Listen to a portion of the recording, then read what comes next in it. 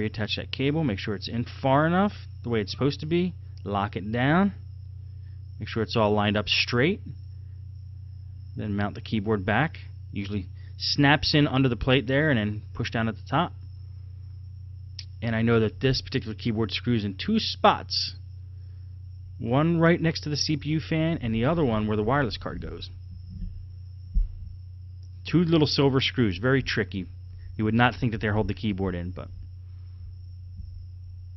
that's what I learned.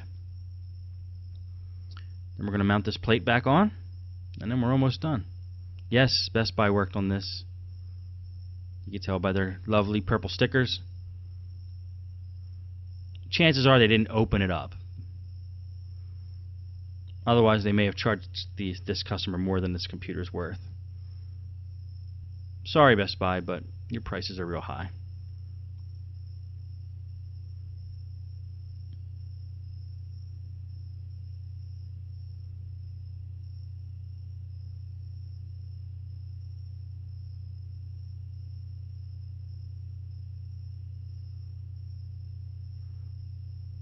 Make sure all those screws are tight, but don't over-tighten them.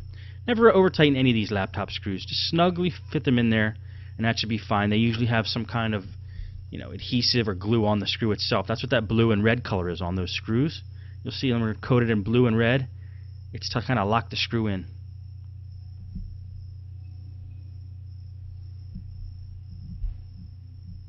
And get all those screws in. I'm unscrewing it now for some reason. I forgot something. What did I forget? I think I just remembered, but if you guys were observant, you would know. And the missing thing is, yes, the RAM. And I shouldn't have put that one on top first. It's impossible to put that bottom one in second. So okay,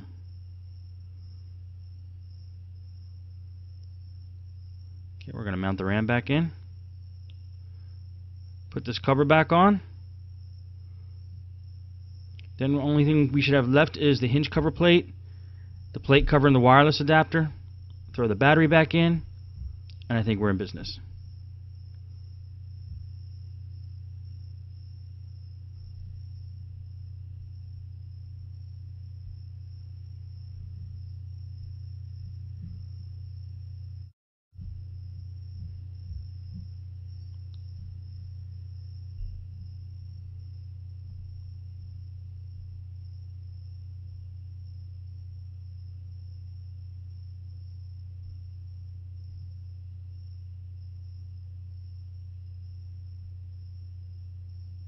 The wireless cover back on there.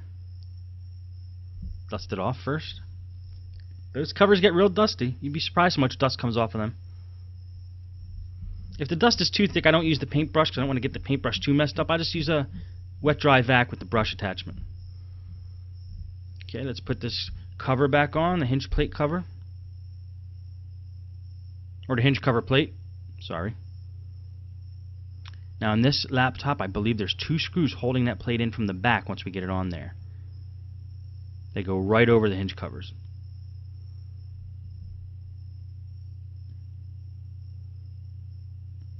Just snap these in. Sometimes they take a little maneuvering, but they will eventually go in, and they need to lay flush. They need to lay exactly how it was before you took it off. And you'll know where it is because there won't be any lumps in it.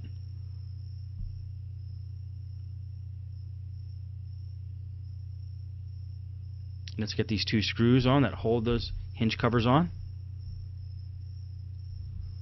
It's another thing you want to be careful of. You don't want to go prying that hinge cover plate off knowing that there's screws holding it in from the back because you're going to break it.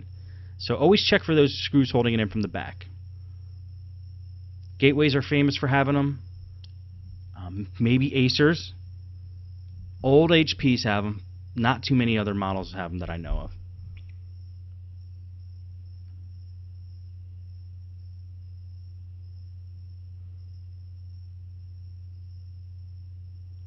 Now, before we plug anything in, I always like, if we do a major power jack repair, I always like to test. to see if there's any short circuits before I plug anything in. I don't want to fry anything. So I'm going to touch the center pin with the red connector, and I'm going to touch a ground point with the black lead here. That's actually the other way around. It does not matter if you're doing testing continuity. The black plate is actually going to touch the middle pin. And there was no short circuit, meaning there was no beep. If we heard a beep, we'd know we'd be in trouble. Now we're going to take the power adapter and we're going to plug it in and test this thing out.